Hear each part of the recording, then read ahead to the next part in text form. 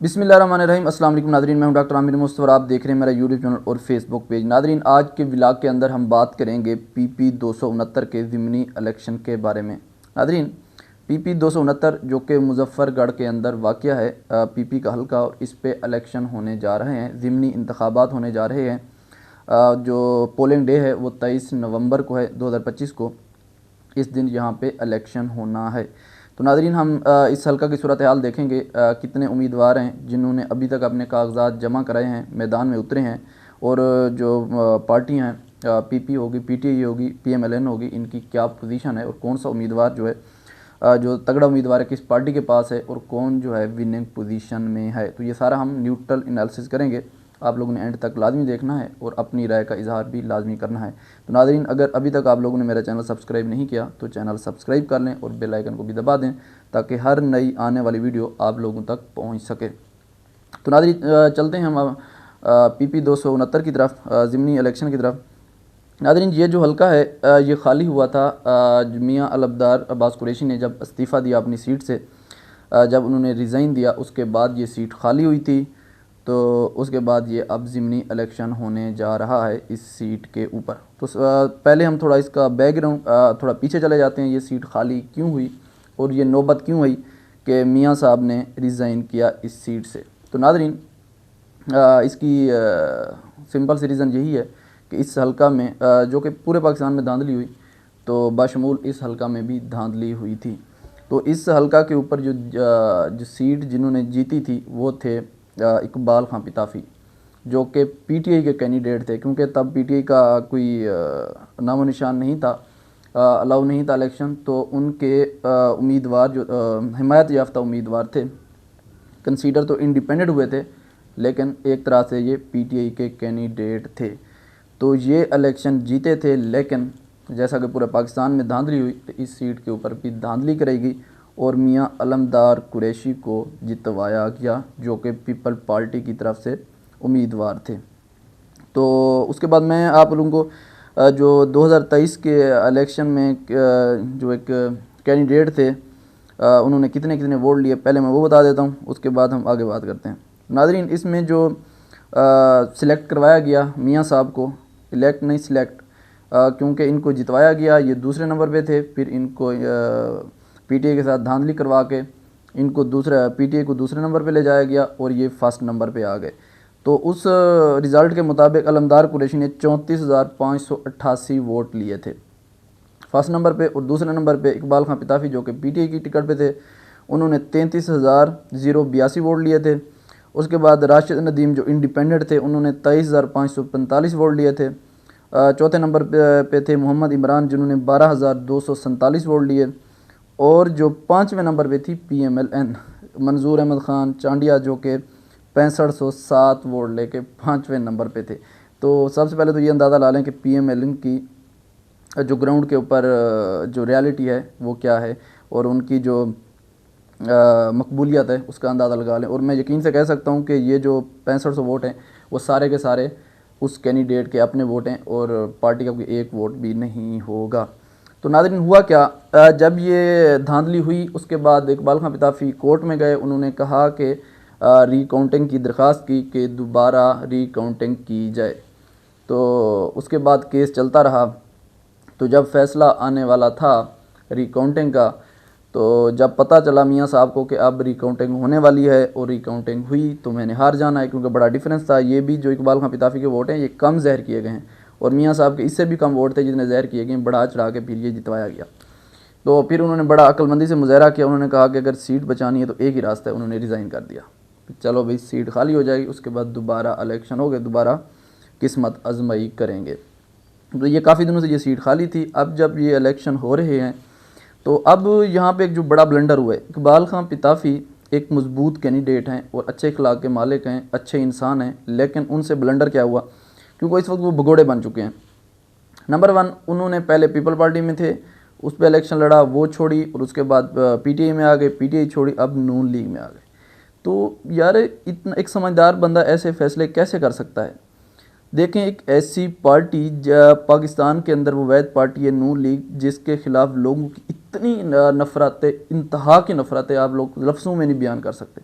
क्योंकि उन्होंने जिस तरह के जुल्म करवाए और रिसेंटली जो सानिया मुरीद के हुआ उसके बाद लोगों के मज़ीद जो नफ़रत थी वो गुस्सा बढ़ गया है। तो जहाँ पे लोग नून लीग को छोड़ना चाह रहे वहीं पे इकबाल खान पिताफी ने आके नून लीग ज्वाइन कर ली। अब इसके पीछे रीज़न क्या है वो भी मैं बताता हूँ। अब देखें पहले पीपी, उसके बाद देखा कि एक रेला है पीटीआई का, तो इसमें मैं बन जाऊँगा, बस किसी ना किसी तरह एमपीए बनना है, तो वो भाग के किया पीटीआई में। तो नो डाउट पीटीआई का इंतखाब अच्छा था, रेला भी था, सारा कुछ था, लेकिन क्योंकि हालात ऐसे थे वो जीता भी सही, पीटीआई का वोट भी था, लेकिन उन्हें हरवाया गया बदकिस्मती से। अब नून लीग ज्वाइन करने का उसका मकसद क्या है जो मुझे समझ आ रहा है, क्योंकि जो दिखाई दे रहा है सामने कि इस्टेब्लिशमेंट नून लीग के साथ खड़ी है, उन्होंने गोदी में बिठाया हुआ है नून लीग को, इदारे सारे नून लीग के साथ खड़े हैं, तो उनको लग रहा है कि अगर मैं नून लीग की टिकट पे आता हूँ तो मुझे कोई नहीं रोक सकता और मुझे लाजमी जितवाया जाएगा। और मैं पहले बता रहा हूँ कि ये उनकी खाम ख्याली है, उनके साथ हाथ होने वाला है, नंबर 1। उसके बाद अगर दूसरा कैंडिडेट देखें, जो दूसरा मजबूत कैंडिडेट है वो है मियाँ अलमदार कुरैशी। उनका जो पर्सनल वोट है, वो जो वोट बैंक है बहुत अच्छा है। वो 3 दफ़ा आई थिंक 3 या 4 दफ़ा एमपीए भी रह चुके हैं, तो वो काफ़ी उनका अच्छा मजबूत बैकग्राउंड है और अच्छा खासा उनका वोट बैंक है। तो देखें वहाँ पे अगर हम पार्टी को डिस्कस करें तो पार्टी का वोट नहीं है इस हल्के के अंदर। वैसे भी अब पूरे जनूबी पंजाब में चले जाएँ, ज़्यादातर जो है पर्सनल वोट है। अगर वोट है तो पार्टी का वोट तो सिर्फ पीटीआई का है। नंबर 1 देहात के हल्के हैं, आप शहर के हल्के हैं, जनूबी पंजाब में चले जाएँ, वहद पार्टी है जिसने जाकर वोट बैंक बनाया, जो नौजवानों का यूथ का वोट है वो सिर्फ पीटीआई का है नंबर 1 पे। और अगर दूसरे नंबर पे किसी जमात का वोट है, थोड़ा है ज़्यादा है, ये नहीं कह सकते ज़्यादा है, लेकिन जो पक्का परमानेंट वोट है वो टीएलपी का है। पीपी और नून लीग का तो वोट है ही नहीं वहाँ पे, आप ये नहीं कह सकते। आप देख लें, मैंने आपको रिज़ल्ट बताया कि पीएमएलएन की जो आप मकबूलियत देख लें 2023 के जनरल इलेक्शन में, जो नून लीग का उम्मीदवार था उसने 6500 वोट लिए सारे। और ये यकीनन मैं यकीन के साथ कह सकता हूँ सारे के सारे जो 6500 हैं उसके अपने वोट हैं पर्सनल, इसमें पार्टी का एक वोट भी नहीं है। तो पितावी साहब को ये सोचना चाहिए था कि आप जिस पार्टी पे जा रहे हैं, अगर उसकी इतनी मकबूलियत है, आपको लग रहा है कि उसके पास वोट है, तो आप पिछला रिज़ल्ट उठा के देख लें। आपको जो इतने वोट मिले धड़ाधड़, तो वो किस नाम पे मिले? वो खान के नाम के ऊपर मिले। और अब आपने भगोड़ा बन के पार्टी छोड़ के, ये बड़ा गलत। देखें, सिर्फ जस्ट एक सीट हासिल करने के लिए आपको लग रहा है कि ये मेरे पास मौका है कि नून लीग के पास जो हालात हैं वो साजगार हैं, शायद मुझे सीट मिल जाए, तो आपने अपनी जो नस्लों की सियासत है वो बर्बाद की है। जिस पार्टी को आपने ज्वाइन किया, रिसेंटली इन्होंने इतना जुल्म, इतनी फस्तैयत दिखाई, और आप फिर उस पार्टी को जाके जिसको छोड़ना चाह रहे हैं लोग, आप उसको ज्वाइन कर रहे हैं। तो ये बड़ा ही गलत कदम है। और ये बाद में पितावी साहब को इसका आइडिया होगा कि उन्होंने कितना गलत फ़ैसला लिया है। शायद उनको ये लग रहा हो कि सही है। और मैं देख रहा था उनके जो दोस्त हैं, क्लोज हैं, वो भी ये कह रहे हैं कि ये टिकट नहीं मिली बल्कि हमें सीट मिल गई, तो ये इनकी खाम ख्याली है। और उसके बाद अगर ये 2 कैंडिडेट होंगे, मजबूत कैंडिडेट हैं। और तीसरा जो कैंडिडेट है सबसे मजबूत, वो है पीटीआई का, लेकिन वो अभी तक सामने नहीं आया क्योंकि नून लीग ने टिकट जारी कर दी पिताफी साहब को, पीपी ने टिकट जारी कर दी मियाँ अलमदार कुरैशी साहब को, और अभी तक पीटीआई ने किसी को टिकट नहीं दी। पीटीआई अभी तक खामोश है।